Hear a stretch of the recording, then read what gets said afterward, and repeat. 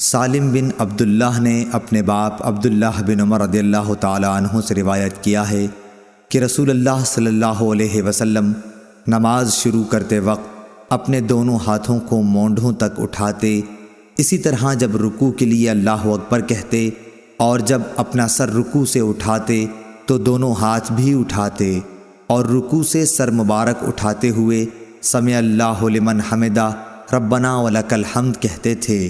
سجدے میں جاتے وقت رفع یدین نہیں کرتے تھے۔ صحیح بخاری حدیث نمبر 735۔ سالم بن عبداللہ بن عمر نے عبداللہ بن عمر رضی اللہ تعالیٰ عنہ سے خبر دی، انہوں نے بتلایا کہ میں نے رسول اللہ صلی اللہ علیہ وسلم کو دیکھا کہ جب آپ نماز کے لیے کھڑے ہوئے تو تکبیر تحریمہ کے وقت آپ نے رفع یدین کیا، آپ کے دونوں ہاتھ اس وقت مونڈھوں تک اٹھے، اور اسی طرح جب آپ رکوع کے لیے تکبیر کہتے اس وقت بھی رفع یدین کرتے، اور جب رکوع سے سر اٹھاتے اس وقت بھی کرتے۔ اس وقت آپ کہتے سمع اللہ لمن حمدہ، البتہ سجدے میں آپ رفع یدین نہیں کرتے تھے۔ صحیح بخاری حدیث نمبر 736۔ عبداللہ طحان نے بیان کیا خالد حذا سے، انہوں نے ابو قلابہ سے کہ انہوں نے مالک بن حویرث صحابی کو دیکھا کہ جب وہ نماز شروع کرتے تو تکبیر تحریمہ کے ساتھ رفع یدین کرتے، پھر جب رکوع میں جاتے اس وقت بھی رفع یدین کرتے، اور جب رکوع سے سر اٹھاتے تب بھی کرتے، اور انہوں نے بیان کیا کہ رسول اللہ صلی اللہ علیہ وسلم بھی اسی طرح کیا کرتے تھے۔ صحیح بخاری حدیث نمبر 737۔ عبداللہ بن عمر رضی اللہ تعالیٰ عنہ نے کہا کہ میں نے نبی صلی اللہ علیہ وسلم کو دیکھا کہ آپ نماز تکبیر تحریمہ سے شروع کرتے اور تکبیر کہتے وقت اپنے دونوں ہاتھوں کو مونڈھوں تک اٹھا کر لے جاتے، اور جب رکوع کے لیے تکبیر کہتے تب بھی اسی طرح کرتے، اور جب سمع اللہ لمن حمدہ کہتے تب بھی اسی طرح کہتے، اور ربنا ولک الحمد کہتے۔ سجدہ کرتے وقت یا سجدے سے سر اٹھاتے وقت اس طرح رفع یدین نہیں کرتے تھے۔ صحیح بخاری حدیث نمبر 738۔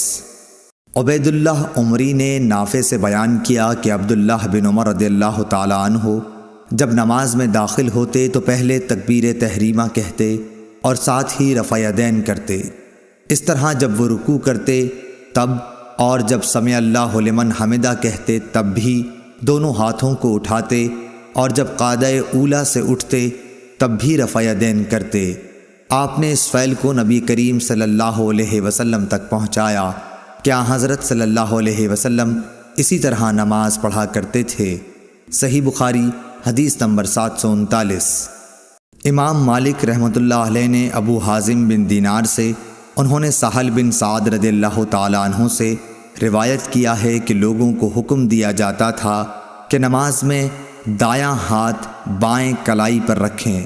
ابو حازم بن دینار نے بیان کیا کہ مجھے اچھی طرح یاد ہے کہ آپ اسے رسول اللہ صلی اللہ علیہ وسلم تک پہنچاتے تھے۔ اسماعیل بن ابی اویس نے کہا یہ بات حضرت صلی اللہ علیہ وسلم تک پہنچائی جاتی تھی، یوں نہیں کہا کہ پہنچاتے تھے۔ صحیح بخاری حدیث نمبر 740۔ حضرت ابو ہریرہ رضی اللہ تعالیٰ عنہ سے روایت ہے کہ رسول اللہ صلی اللہ علیہ وسلم نے فرمایا، کیا تم سمجھتے ہو کہ میرا منہ ادھر قبلے کی طرف ہے؟ اللہ کی قسم تمہارا رکوع اور تمہارا خشوع مجھ سے کچھ چھپا ہوا نہیں ہے، میں تمہیں اپنے پیچھے سے بھی دیکھتا رہتا ہوں۔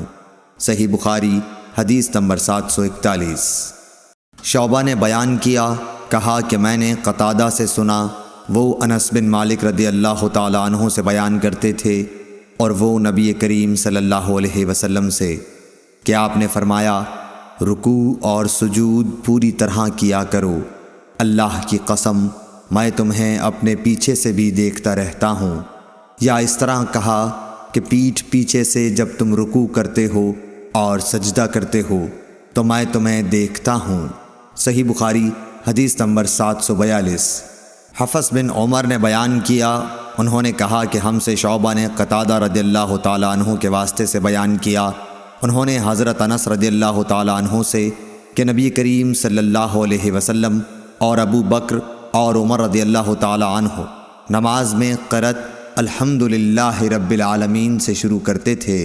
صحیح بخاری حدیث نمبر 743۔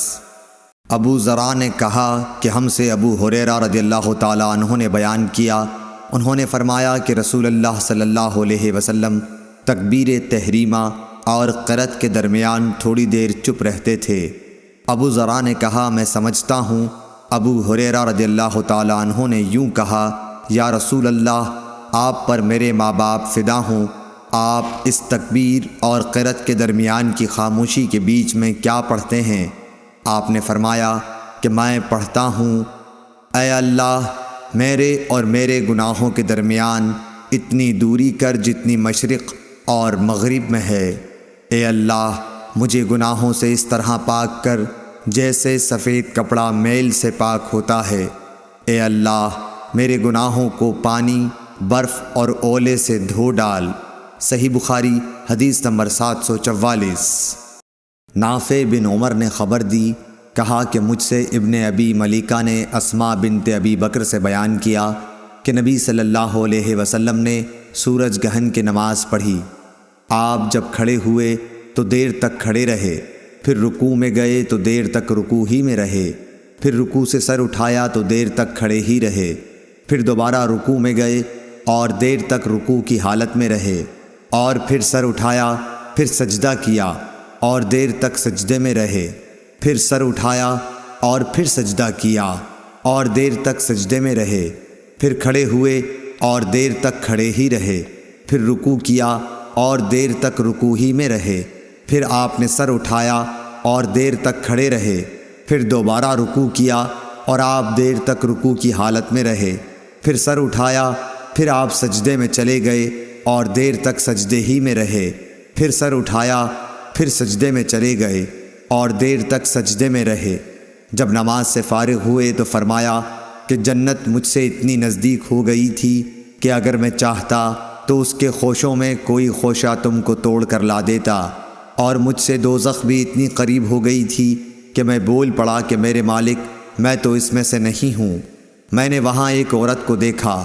نافع بیان کرتے ہیں کہ مجھے خیال ہے کہ ابن ابی ملیکہ نے بتلایا کہ اس عورت کو ایک بلی نوچ رہی تھی۔ میں نے پوچھا کہ اس کی کیا وجہ ہے؟ جواب ملا کہ اس عورت نے اس بلی کو باندھے رکھا تھا تاکہ بھوک کی وجہ سے وہ مر گئی، نہ تو اس نے اسے کھانا دیا اور نہ چھوڑا کہ وہ خود کہیں سے کھا لیتی۔ نافع نے بیان کیا کہ میرا خیال ہے کہ ابن ابی ملیکہ نے یوں کہا کہ نہ چھوڑا کہ وہ زمین کے کیڑے وغیرہ کھا لیتی۔ صحیح بخاری حدیث نمبر 745۔ ابو معمر نے بیان کیا کہ ہم نے خباب بن ارت رضی اللہ تعالی عنہ صحابی سے پوچھا، کیا رسول اللہ صلی اللہ علیہ وسلم ظہر اور عصر کی رکعتوں میں فاتحہ کے سوا اور کچھ قرأت کرتے تھے؟ انہوں نے فرمایا کہ ہاں۔ ہم نے عرض کی کہ آپ لوگ یہ بات کس طرح سمجھ جاتے تھے؟ فرمایا کہ آپ کی داڑھی مبارک کے ہلنے سے۔ صحیح بخاری حدیث نمبر 746۔ عبداللہ سبعی نے خبر دی، کہا کہ میں نے عبداللہ بن یزید رضی اللہ تعالی عنہ سے سنا کہ آپ خطبہ دے رہے تھے۔ آپ نے بیان کیا کہ ہم سے براء بن عازب رضی اللہ تعالی عنہ نے بیان کیا، اور وہ جھوٹے نہیں تھے، کہ جب وہ صحابہ نبی کریم صلی اللہ علیہ وسلم کے ساتھ نماز پڑھتے تو آن حضرت صلی اللہ علیہ وسلم کے رکوع سے سر اٹھانے کے بعد اس وقت تک کھڑے رہتے جب تک دیکھتے کہ آپ سجدے میں چلے گئے ہیں، اس وقت وہ بھی سجدے میں جاتے۔ صحیح بخاری حدیث نمبر 747۔